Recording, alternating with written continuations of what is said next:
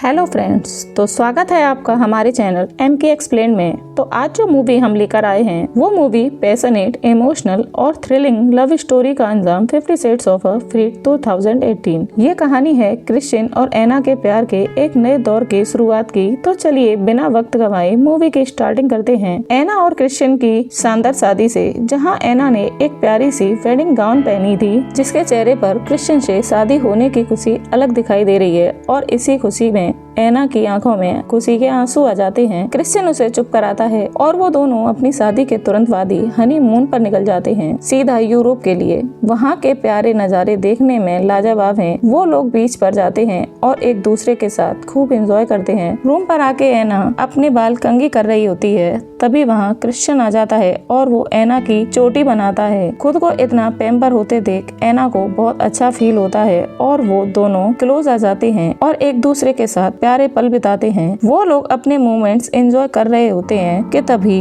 Christian को उसकी secretary की वीडियो कॉल आ जाती है। वो क्रिश्चियन को बताती है कि किसी ने हमारे सिक्योरिटी सिस्टम से छेड़छाड़ की है और वहाँ आग लगी है। क्रिश्चियन पूछता है कि कौन था वो, जिस पर सेक्रेटरी सीसीटीवी कैमरे की फुटेज उसे भेज देती है, जिसे देखकर एना उस आदमी को पहचान लेती है। वो कोई और नहीं एना का एक्स बॉस हाइड था, जिसने एना के साथ गलत करने की कोशिश की थी। तभी क्रिश्चियन एना को बताता है कि जो प्लेन क्रैश हुआ था वो भी इसी ने कराया था। ये सुनकर एना नाराज हो जाती है, ये सब तुमने मुझे पहले क्यों नहीं बताया। वो एना से कहता है कि हमें वापस घर जाना होगा, आई एम सॉरी, हमारा हनीमून खराब हुआ। जिसपे एना क्रिश्चियन को समझाती है और वो लोग वापस आ जाते हैं। क्रिश्चियन एना को गोद में उठाकर घर में एंट्री करता है और एना को उसकी सिक्योरिटी टीम से इंट्रोड्यूस कराता है और अपने ऑफिस चला जाता है। और इधर एना क्रिश्चियन के लिए खुद डिनर रेडी करती है। घर आके एना को खाना बनाते देख क्रिश्चियन खुश हो जाता है और जब वो लोग डिनर करते हैं तो एना क्रिश्चियन से बेबी प्लानिंग के बारे में कहती है।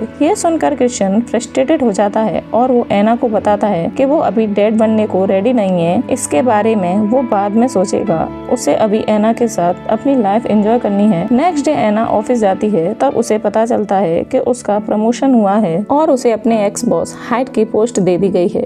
ऑफिस के बाद क्रिश्चियन एना को पिक करने आता है और उसे एक विला पर ले जाता है। वो एना को बताता है कि उसने ये विला खरीद लिया है। एना को विला बहुत पसंद आता है और एना की खुशी का ठिकाना नहीं रहता। अंदर जाके एना की मुलाकात इंटीरियर डिजाइनर जिया से कराता है। जिया एना के विला को रिनोवेट करने वाली थी। इधर जिया क्रिश्चियन पर फ्लर्ट करती है जो एना को पसंद नहीं आता। तभी क्रिश्चियन को कॉल आता है और वो कॉल पिक करने के लिए बाहर चला जाता है। तब एना जिया को वार्निंग देती है वो सिर्फ अपना काम करे और उसके हस्बैंड से दूर रहे, नहीं तो उसकी जॉब चली जाएगी। जिस पर जिया एना को सॉरी बोलती है और आगे से ऐसा नहीं होगा। एना उससे कहती है कि मुझे मिसेस ग्रे कहो, ना कि एना, ओके। और क्रिश्चियन और एना वापस घर के लिए निकल जाते हैं और अब एना कार ड्राइव कर रही थी। तभी पीछे से सिक्योरिटी टीम क्रिश्चियन को बताते हैं कि कोई कार उनका पीछा कर रही है। तभी क्रिश्चियन एना को कार भगाने को कहता है और एना कार स्पीड में भगाती है और उस स्टॉकर को चकमा दे देती है। जब वो लोग सीसीटीवी चेक करते हैं तब उन्हें पता पड़ता है कि कार कोई लड़की ड्राइव कर रही थी, जिस पर एना क्रिश्चियन से कहती है कि ये तो मेरा बॉस है ही नहीं, हम तो गलत ही सोच रहे थे। अब क्रिश्चियन एना से कहता है भले ही ये हाइड नहीं है, लेकिन हो सकता है कि ये लड़की उसी ने भेजी हो तुम पर हमला करने के लिए। इधर जब एना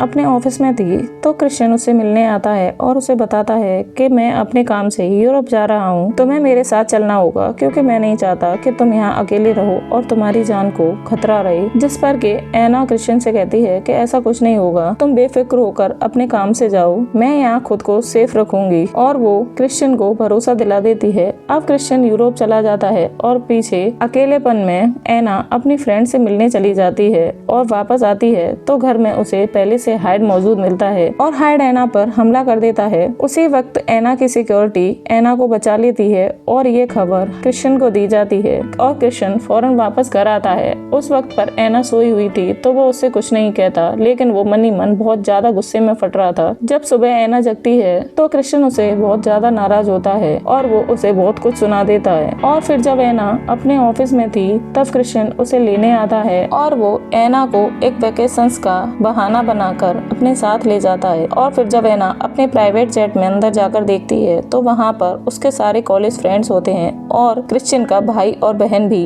वो सारे लोग एक लंबी छुट्टी पर चले जाते हैं क्योंकि एना को शादी के बाद बहुत अकेलापन महसूस हो रहा था, इसलिए क्रिश्चियन ने उसके लिए ये सरप्राइज प्लान किया। और फिर रात में जब पब में वो लोग पार्टी कर रहे होते हैं तो क्रिश्चियन का भाई एना की फ्रेंड को प्रपोज कर देता है शादी के लिए और अब उन दोनों की खुशी में 4 चांद लग जाते हैं। कुछ वक्त बाद जब एना प्रेगनेंसी टेस्ट करती है तो वो पॉजिटिव होता है। उसके चेहरे पर डर और खुशी का संगम था। वो क्रिश्चियन को बताती है, लेकिन क्रिश्चियन का रिएक्शन ठंडा और गुस्से भरा होता है। तुमने मुझे बिना पूछे ये फैसला कैसे ले लिया? जिस पर एना कहती है कि मैं प्रेग्नेंट हूँ क्रिश्चियन, गलती नहीं, एक जिंदगी है मेरे अंदर। और फिर क्रिश्चियन घर से निकल जाता है। उस रात वो बार में एलिना के रेस्टोरेंट में जाता है। एलिना उसकी पहली डोमिनेंट मिस्ट्रेस थी जिसने उसके पास्ट को तोड़ कर रखा होता है। और फिर वक्त ऐसे ही गुजर रहा था। अब कैट जो कि एना की बेस्ट फ्रेंड है वो एना को कॉल करती है, एना मुझे लगता है तुम्हारी ननद मिया गायब है, मैं उसे 2 दिन से कांटेक्ट नहीं कर पा रही। और फिर तभी एना को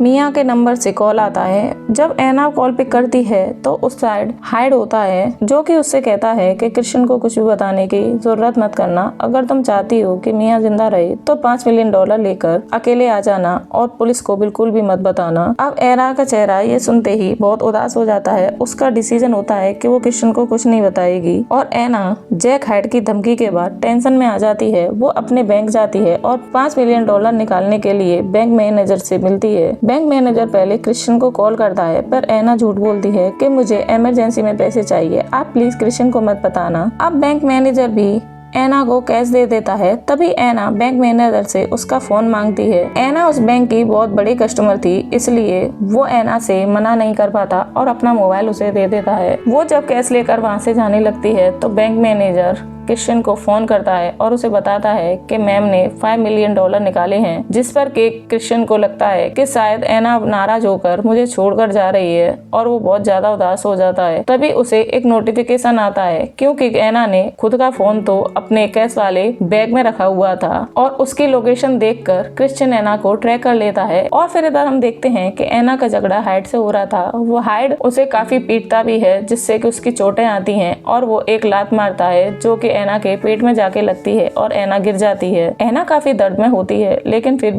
फिर वो एक गन निकालती है और हाइड के पैर में शूट कर देती है। ये गन वही थी जो एना ने क्रिश्चियन की ड्रॉर में देखी थी जिसे वो अपनी सेफ्टी के लिए साथ ले आई थी। अब इधर ये सब चल ही रहा था कि तभी क्रिश्चियन वहाँ पहुंच जाता है और पुलिस भी हाइड को अरेस्ट कर लेती है। अब क्रिश्चियन एना को लेकर सीधे हॉस्पिटल पहुंचता है जहां पर कि उसका ट्रीटमेंट होता है। डॉक्टर क्रिश्चियन को बताते हैं कि उनका बेबी सेफ है। क्रिश्चियन एना से मिलने के लिए उसके रूम में जाता है। जैसे ही एना को होश आता है वो बच्चे के बारे में पूछती है तो क्रिश्चियन उसे कहता है कि हमारा बेबी ठीक है, मैं थोड़ा भटक गया था, मैंने तब तुमसे बोला कि मुझे बच्चा नहीं चाहिए, लेकिन अब मुझे अपनी लाइफ में मेरी एना और मेरा बेबी दोनों चाहिए, मैं एक बहुत अच्छा फादर बनूंगा। जिस पर कि एना क्रिश्चियन से कहती है कि तुम्हारे साथ शादी करके रहना बहुत मुश्किल था और उससे भी मुश्किल था तुम्हारे बिना रहना, अब इसीलिए तुम जैसे भी हो परफेक्ट हो। अब सीन शिफ्ट होता है 1 साल बाद जब एना अपने पार्क में बैठी हुई थी और इधर क्रिश्चियन अपने बच्चे को खिला रहा होता है। तभी हम उसे देखते हैं कि एना दोबारा से प्रेग्नेंट है, यानी कि उन लोगों की फैमिली अब कंप्लीट हो चुकी थी। अब एना दोबारा से एक बेटे को भी जन्म देती है और वो लोग खुशी खुशी अपनी लाइफ बिताने लगते हैं। यानी कि रिश्ते में पर्सनल नीड्स ही सब कुछ नहीं होती, एक दूसरे के लिए इनकरेज और केयर कंसर्न ही बताते हैं कि रिश्ते का अंजाम क्या होगा। और इसी के साथ इस मूवी का एंड हो जाता है। तो दोस्तों, आपको हमारी एक्सप्लेनेशन कैसी लगी प्लीज हमें हमारे चैनल MK एक्सप्लेन पर जरूर बताएं और एक लाइक और सब्सक्राइब करना ना भूलें। Thank you guys.